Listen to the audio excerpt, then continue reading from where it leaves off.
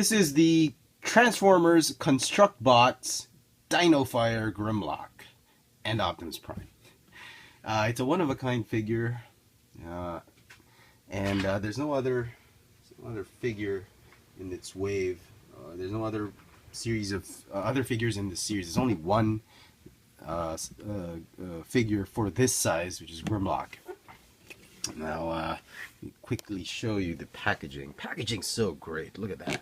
I mean, they photoshopped it really nice so that, you know, it looks so massive, and you'd really want to get this figure, this set. It went on clearance, about 50% off. That's the only reason I picked it up, and because it was big, Grimlock, and I was sort of getting the hang of these construct bots. So anyway, let me just get him into standing, just this generic standing pose.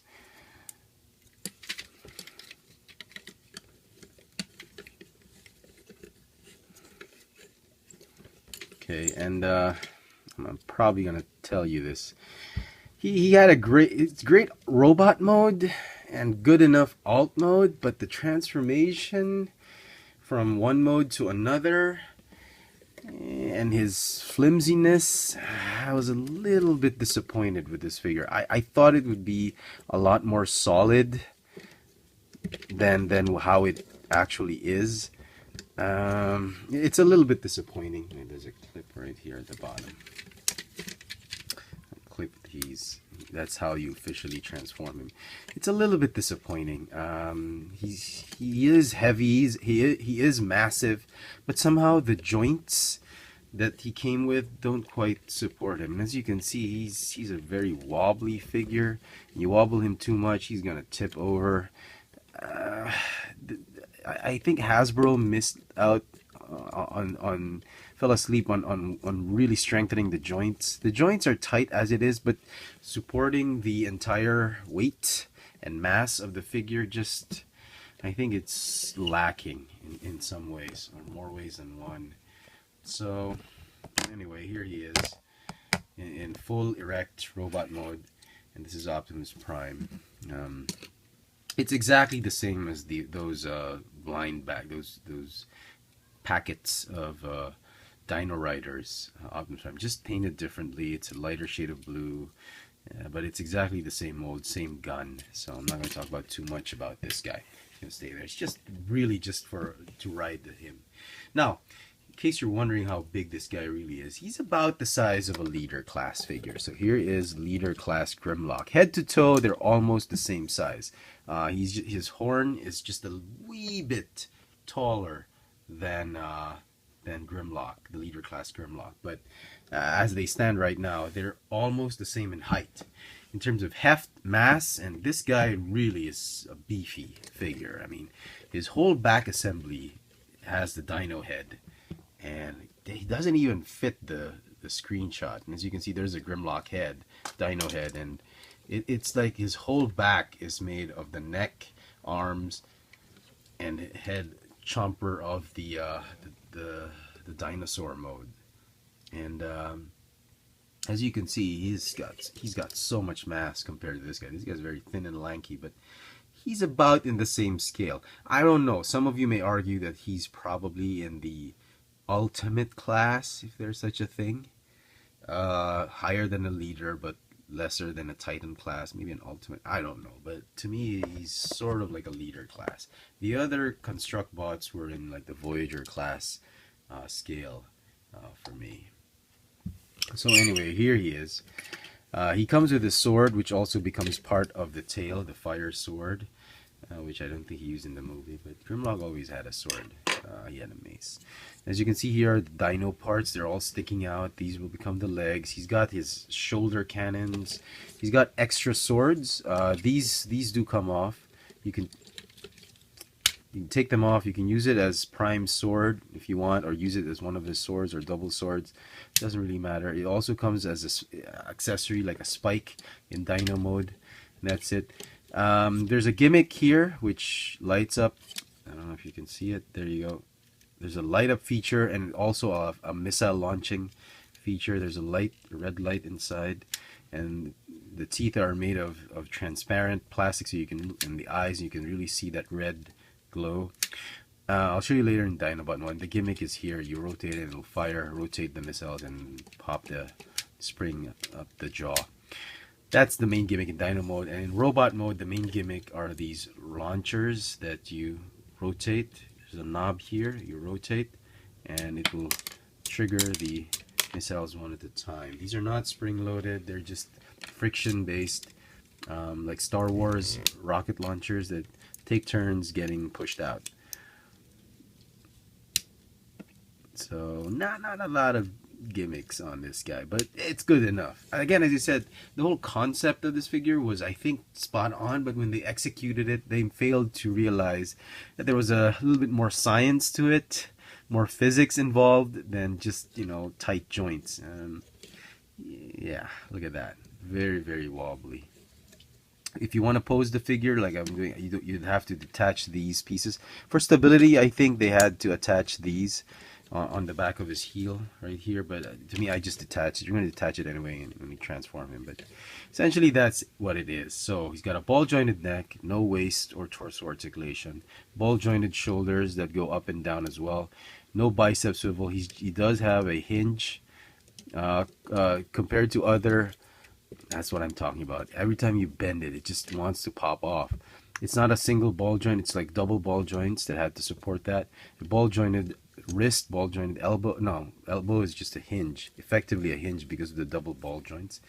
Ball jointed hips, again, just like the elbows, the same thing happens with his knees. It's a hinge knee, but with two ball joints.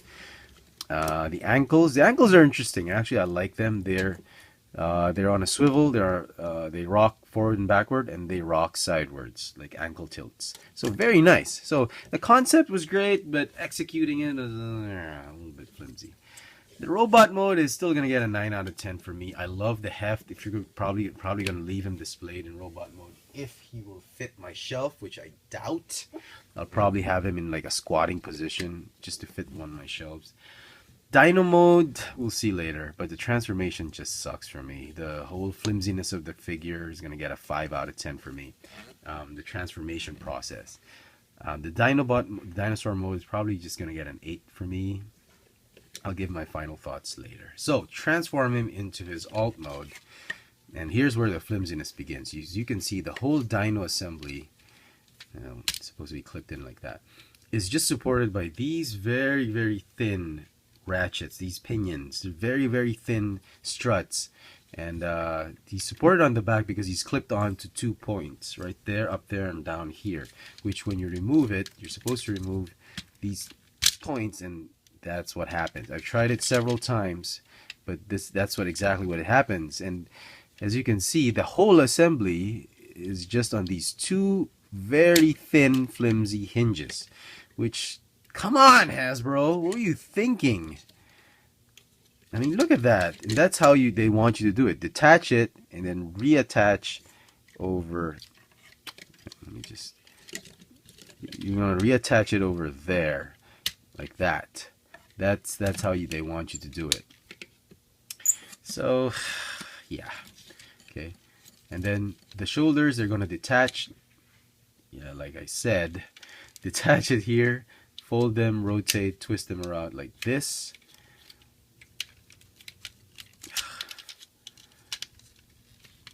Okay, then rotate it forward. These will become the Dino legs, obviously. The missile launchers are just going to stay there. Same thing here. Like that. Oh, this one works. Go ahead and do that. Is it just a matter of connecting it? Maybe, maybe not. Okay. There's so much friction that they just want to pop off. Okay, so we'll do the arms like this.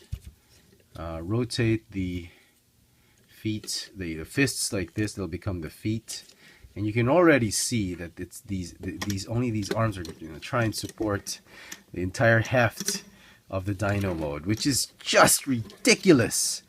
I don't know how they actually thought that just a bunch of friction ball joints are going to support the entire Dino mode. Anyway, his arms are just going to go like this. He's got some battle armored Dino mini arms that These swords are gonna go here to come as spikes. These, the feet, you know, untab them like that, like what I did before. Fold it up like this. Like, oh, come on. Hasbro! Okay, they go up like here to form the tail. Like that. Sort of. That's supposedly the tail. The sword is going to clip right here, form part of the tail right there, and that's essentially the dino tail. And it's going to be like a balancing act just to get, see, it's only these these ball joints that are supporting the entire weight. And again, like I said, there's a lot more physics to it than the Hasbro engineers had anticipated. What a ridiculous transformation. I mean, come on, you're going to let your kid do that? A lot of kids are probably going to be disappointed with this. But it's a big dinosaur. And I'm sure they just want, yeah, I want a big dinosaur. Dinobot. So, okay, we'll stick his crotch in right there. And then there he is, the Dino Rider Optimus Prime. Yeah. Overall, again, it's a little bit disappointing for me. I wish they could have done a lot more with the engineering. I mean, made thicker legs, a lot more ball joints to support. The feet are fine, but it's the joints that are really ruining the figure. See, as you can see, the legs are so thin. And I can imagine, because these are going to be the arms, and you can't make it too thick or too, you know what. But you have a big ass head, too much plastic here. You got another set of plastic here. You're gonna need more than just flimsy ball joints to support him. So the gimmick, as I said, you rotate this guy. Let me turn off the lights. Let me switch off the lights so you can see the thing more clearly. You just rotate these gears right here, and it'll take turns to open up and launch again. Rotate to reset. It'll light up, and then, well, that was a dud. What the hell was that? Launch. Come on, man. Make me look bad. Only one missile can launch? Oh, there we go. And then finally, there you go. Last missile. Let me see him light up like that. No sound effects. Help me save my family, or I'll kill you. I'm glad, you know what, Peter Cullen in a public appearance, I'm glad he apologized for that. And nobody really can blame him. I mean, he said, like what he said, you can't fight the big boys. So I never blamed him for that line. I've always blamed you know who. Anyway, so there he is. There's Grimlock, the Dinofire Grimlock. And to tell you honestly, if you just want a big ass Grimlock for your in your living room or in your shelf, quite frankly, I still think you're better off with this one, the Dinofire Grimlock. I'll give you a just move things around so you can see. I think the Chomp and Stomp Grimlock, I think if you just want a big ass Grimlock for your shelf, this is the one you want to get. This one, it's maybe for kids, but it's very frustrating. If you'll probably need to play with it with your kid and teach him how to do it for a few minutes or so. I'm sure most kids are going to figure it out, but it's going to be very frustrating because of the flimsy joints and the way the transformation's been engineered. I don't know. I'm just glad I picked it up on clearance. Had I bought it on regular price, I would have had a hissy fit. So there you go, folks. I hope you've enjoyed this video review. If you did, please click the thumbs up icon at the bottom. Follow me on Twitter for my toy purchases, Instagram for my toy sightings here in Manila. Check out all my video reviews on this channel, Chefatron. Click the thumbs up, share this video if you want to. That says it all. Yeah. So there, the Transformers, Construct Bots, Dinofire, Grimlock, and Optimus Prime. Thanks for watching.